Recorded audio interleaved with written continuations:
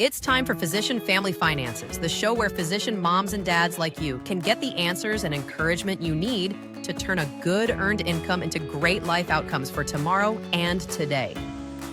Hello, physician moms and dads. I'm Nate Reineke, certified financial planner and primary advisor. And I'm Chelsea Jones, also a certified financial planner and primary advisor here at Physician Family Financial Advisors. What's going on, Chelsea? Another episode. Another one in the books. Another dollar saved on taxes for retirement. Hurrah. All right. Let's jump in this week. I was going to tell you this crazy story, actually. It was, I call it the symphony. Me and my wife, Brittany, we went to the symphony this weekend. But the symphony at our house is when my 4-year-old pukes all over us in the middle of the night. And the symphony is me and my spouse doing a symphony together where it's like, you run in there, you hear the scream, you run in there, one person catches, the other person runs for a bowl. And then once the bowl arrives, the other person washes their hand and starts the bath. And I realized after like 8 years of parenting that you just don't ask questions anymore. But the first time that ever happened, it was just a disaster. Nobody knows what to do. Everyone's yelling at each other. Now, without speaking, he is bathed, throw up is caught, sheets are changed, and everyone's back to bed in about 20 minutes. Nice. So I call that the symphony. Did you ever, does Brittany ever seem like more in tune with the kids ever in terms of like recognizing them being sick? Because the reason I ask, or a story that reminded me of, the first time that Anna got sick and threw up, it wasn't obvious. Like I woke up for whatever reason. It was like 2:37 a.m. and I heard her make a noise and it didn't sound to me like a normal noise. I was like, I better go check on her. I went in there and I was like, Anna? She looked up at me. She had throw up all over her. Like she was laying in it. It was matted in her hair. And I was like, oh, sweetie. Yeah, no, it is after a while you officially get to know each child's scream and how it's different. And I would say both of us. So it was whatever, same thing, middle of the night. And I heard that the exact thing that happens is my son's name is Kimo. Kimo will say, "Dad?" And if that happens, it's puke. And you better run.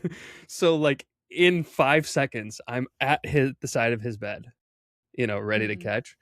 But I always get a kick out of it after during it. It's crazy. But afterwards, I'm like, man, that was like Brittany and I are just like doing a little dance. Like it's like, I mean, and I just thought, I don't know. After enough times, you just start dancing. I know. You get the hang of it. Yeah. After that first time, I remember Connor being like, how did you know she was throwing up?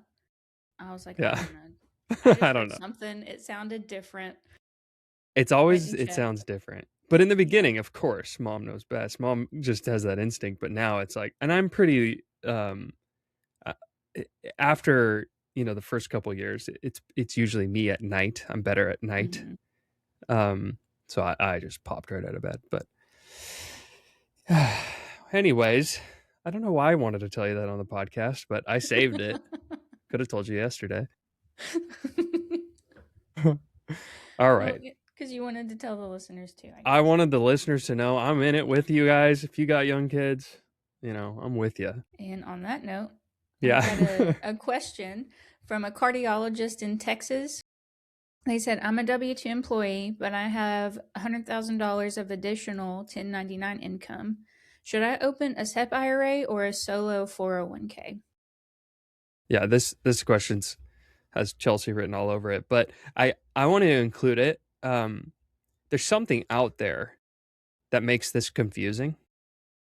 So I know what we always recommend.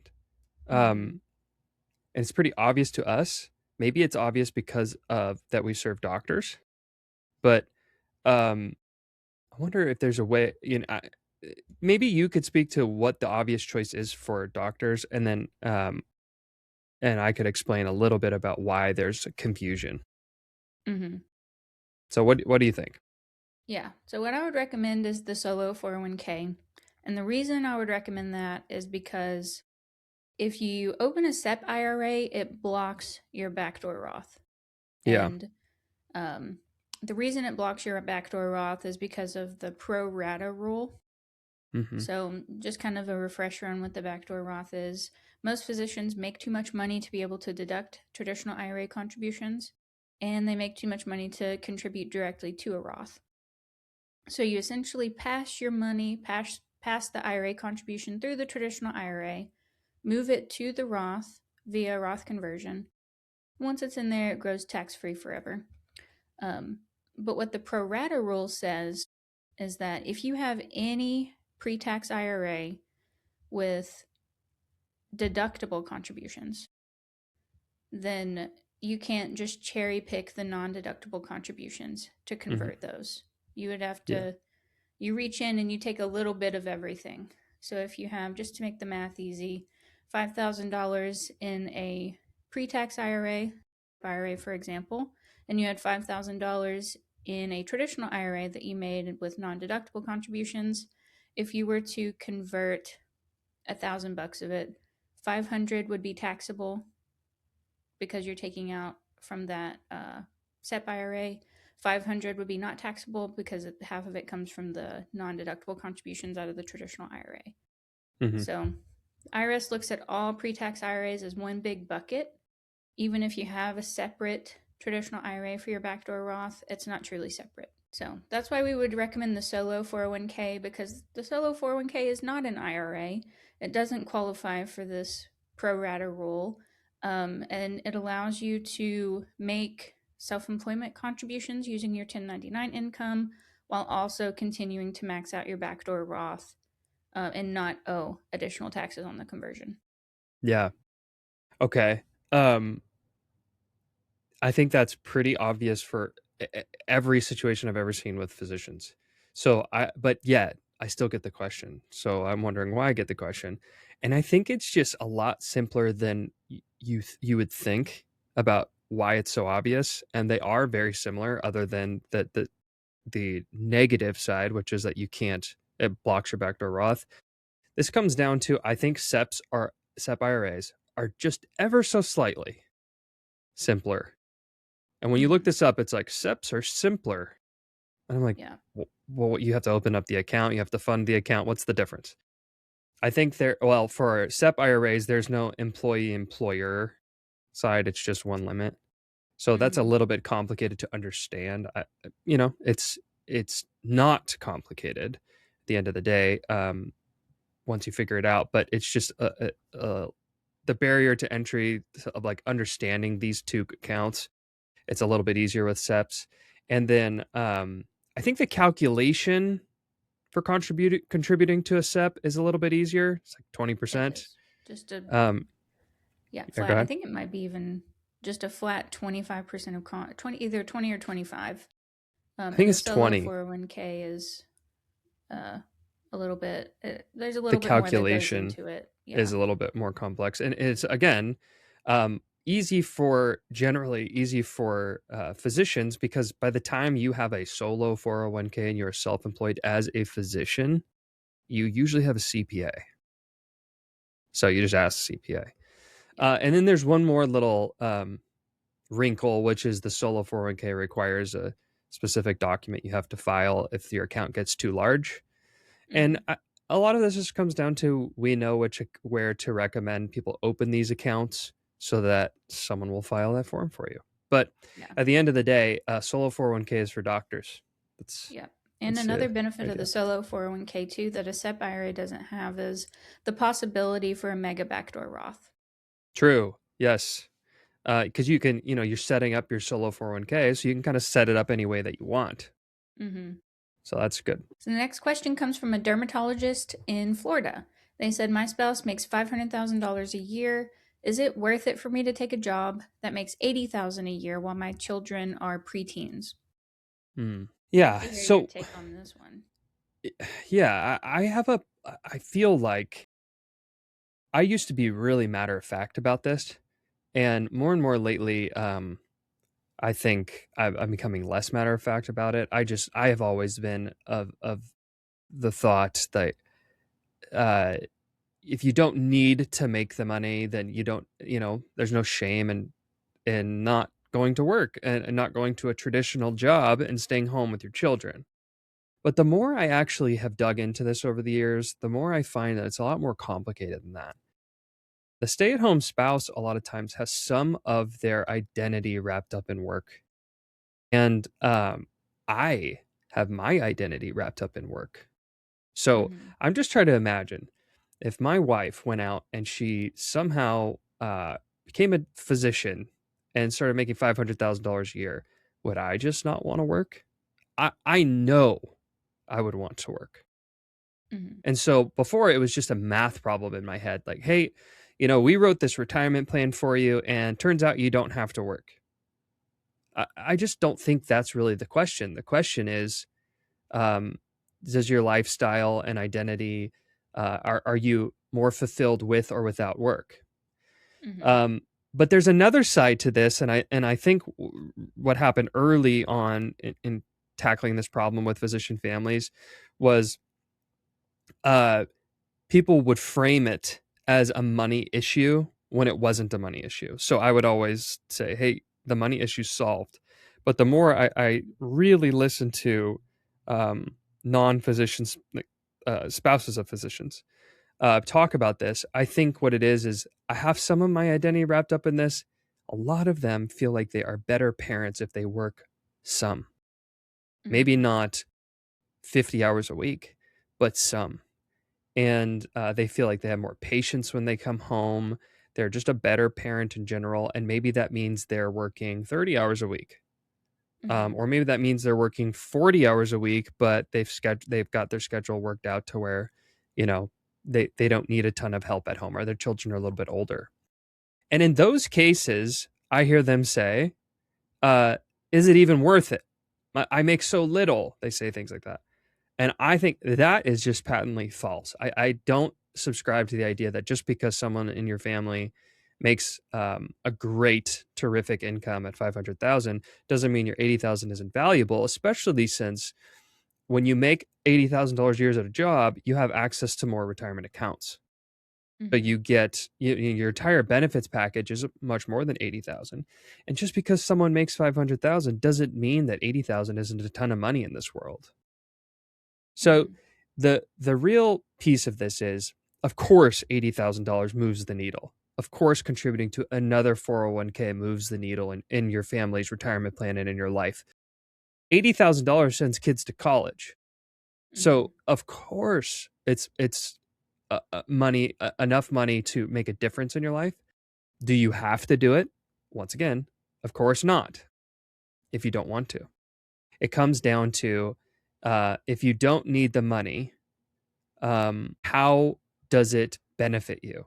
And if you've determined that you feel better in life, you have a better lifestyle with your children, um, working, then that's okay. I would encourage every listener that's going through this decision to think, rather than yes, no, think, if I could shape my job into being exactly what I want, how would Mm-hmm. it look? So maybe you go make $45,000 a year, but you work only when you want to. Mm-hmm. And I promise you, there's someone out there that will give you that if you look hard enough. Yeah, And my especially last piece of for advice is to think of this as a season of life. yeah. You don't have to work part time, full time, or not work at all. You don't have to make those decisions all at once. You can go back to work after just a few years if you want to. Mm-hmm. And you're also kind of revealing, I don't know how much you bring your preteen children into this conversation, but seeing Hmm. your parents work teaches them something too. Sure. Seeing your parents, you know, be intentional about being present with them while also fulfilling themselves outside of work, I think is really important for kids to see, Yeah. um, especially young girls, because Hmm. you know there's typically more pressure for the wife to be the stay-at-home parent. Hmm. Generally, that of course varies too, but yeah, I think it's important for them to see the non-physician spouse have that fulfillment with work and see them find joy in work and take Mm-hmm. pride in their work and still be present at home. Yeah, I have several people in my life that they've chosen to stay home, and to be honest, some of them thrive staying at home. Their household is just, it's something to almost envy, and how beautiful the life is that they've made at home. And others should probably go back to work. Yeah, it just you know, depends on what work like, gives you, right? What are yeah, the benefits outside of just the money? yeah, it's really not a money question, which is why this is such a cool question.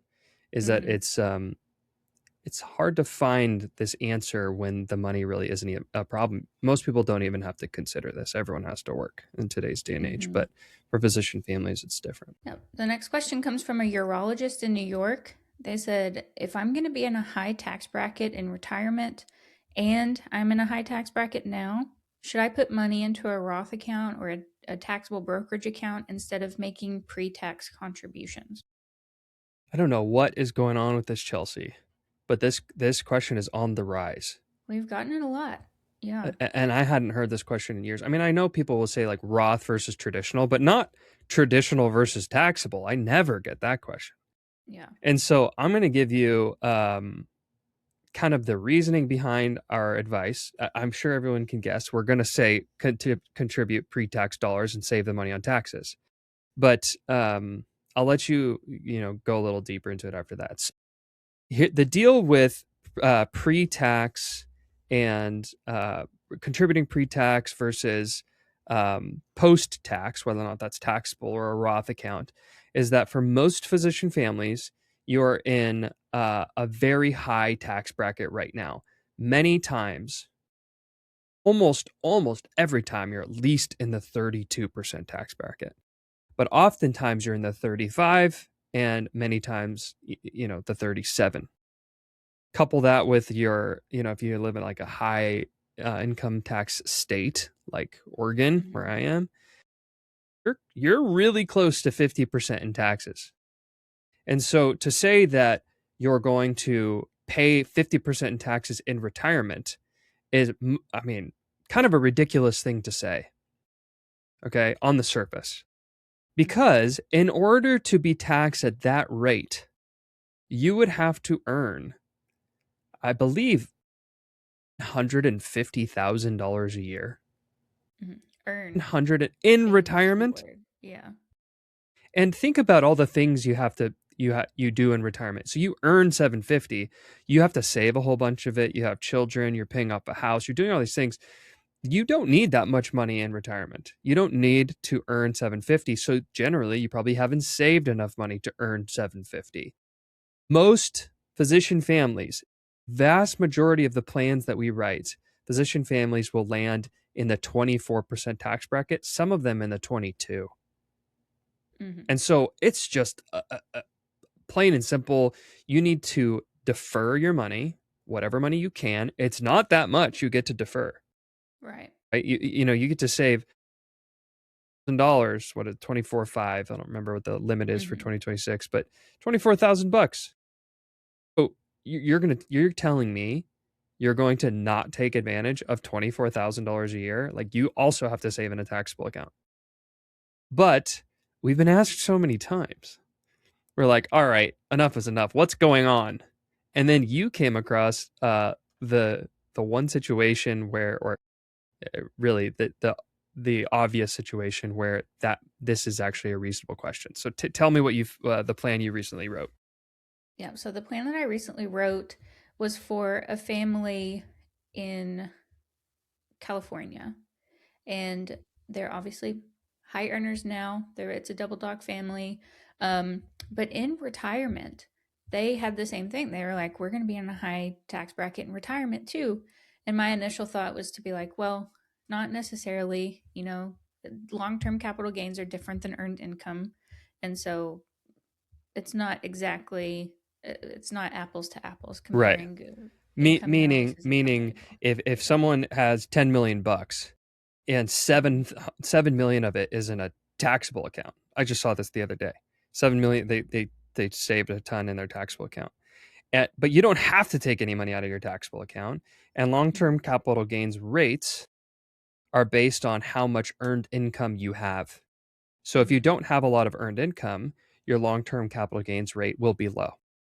And even if it's high, it's still only 20%. Yeah. So that's the general rule of thumb that we're working with. Long-term capital gains, don't think about it that way. You're thinking about earned income. Mm-hmm. Then we started, getting further in the planning process. It came to light that they both have a federal pension. Mm. One's 6 figures, one's 5 figures per year. So that's probably over 200,000 a year in pension benefits, which is So they're completely already in the taxable 24% tax bracket with their pension, with their pension alone. which is forced. It's not like you're not choosing to Mm-hmm. take a pension out. It's automatically paid to you. Yep. Okay. They're also going to continue working in a very small capacity, but still earn about $250,000 each a year. Yeah. So we're at Each? 700. Yeah. Oh gosh. Yeah, I so know. here's the thing. If you're a physician who plans to work a little bit, we just talked about the identity of a physician. Lots of physicians want to work until their later years. I mean, you accidentally go to work and you make a couple $100,000. Yeah. Like and if you got two of those people in a household and two pensions, all of a sudden my whole soliloquy a second ago like just flies out the window. I know. They are in a high tax bracket now. Yeah. They will be in a high tax bracket in retirement. So the question becomes a lot more reasonable and valid. Should I defer my income, or should Mhm. I? They specifically asked about taxable contributions because they're interested in flexibility for being able to use the money earlier if they need to. Mm. Which, by the way, they won't need to. They won't need to. They're making so much money, they won't need to.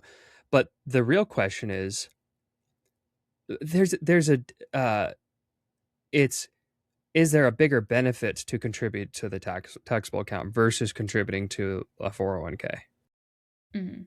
Right? So, did you get into the answer? So, well, with the 401k, if they're not doing pre-tax, they're doing Roth contributions. That grows tax-free. Yeah. Still using after-tax contributions.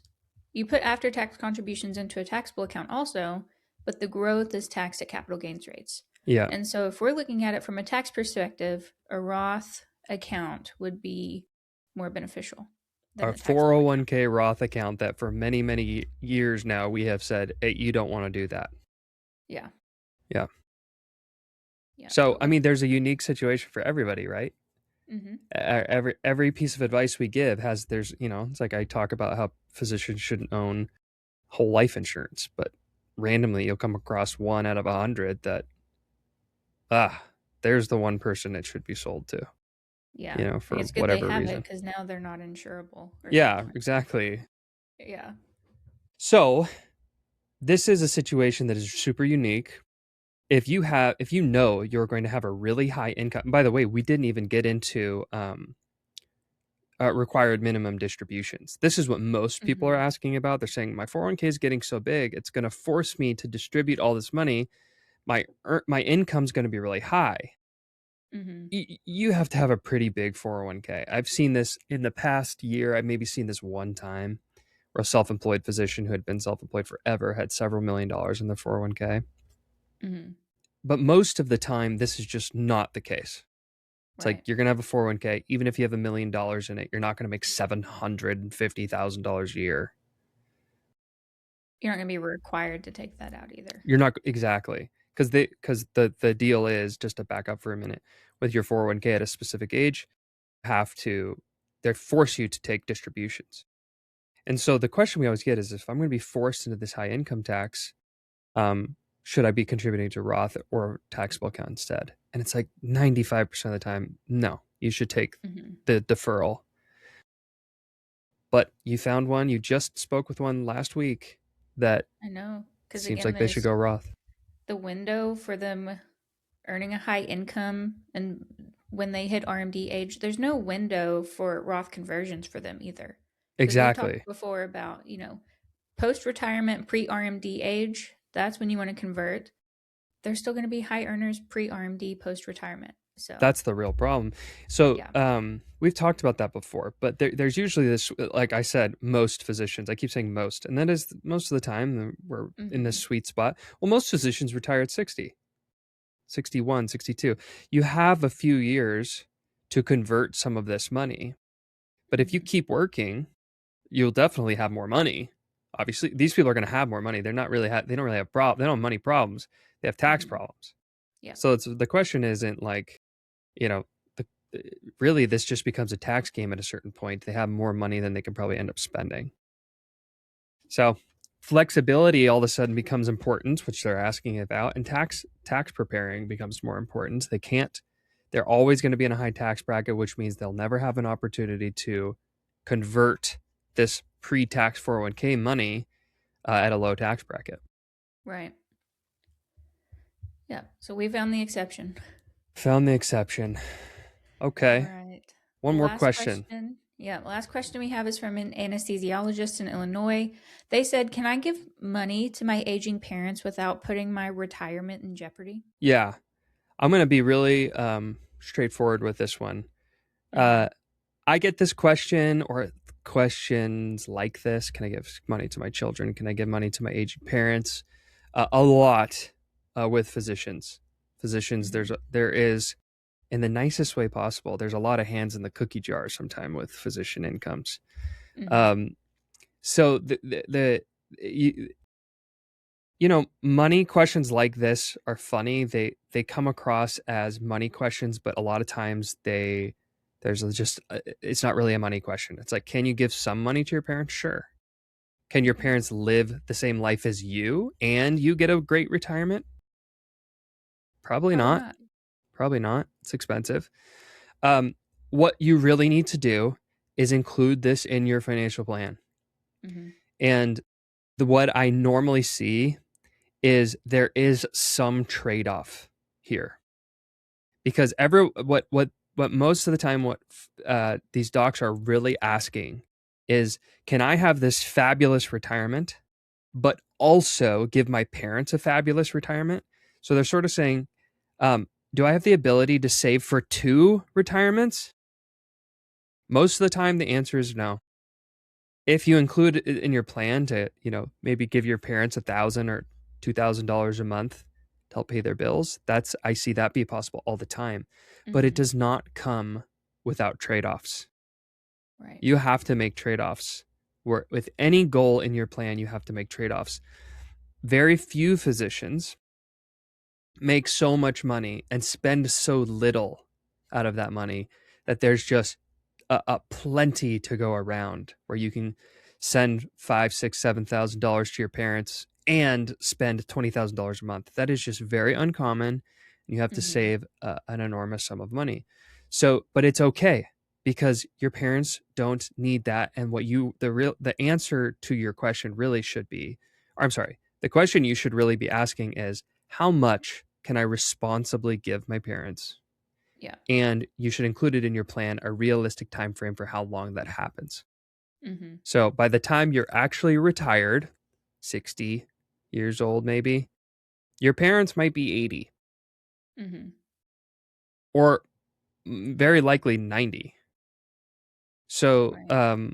you only have maybe 10 years of giving this. So you can give to your parents. You just need to be realistic about it and not close your eyes and hope you have enough money. You need a real plan where this is included. Yeah. We don't want negative surprises, because you don't want to set expectations with your parents that you'll do it and then That's true. have to walk it back. You also don't want to think that you would be able to enjoy your retirement at the level that you want while also giving them a great retirement. Yeah. Setting expectations correctly and planning minimizes regret. You don't have those That's regretful correct. feelings. So, Agreed. Okay, that is it for today. Thank you everyone for listening. If you liked this episode, be sure to subscribe so you don't miss when we release a new episode every Wednesday. You can leave us a rating wherever you're listening. If you'd like to work with us, you can visit physicianfamily.com to schedule an interview. If you aren't ready for that, you can always send us questions at podcast@physicianfamily.com. Until next time, remember, you're not just making a living, you're making a life. Are you ready to turn worries about taxes and investing into all the money you need for college and retirement? It's time to make a plan and get on track. To find out if we're a match, visit physicianfamily.com and click Get Started. Or you can ask a question of your own by emailing podcast@physicianfamily.com. See marketing disclosure at physicianfamily.com/disclosures.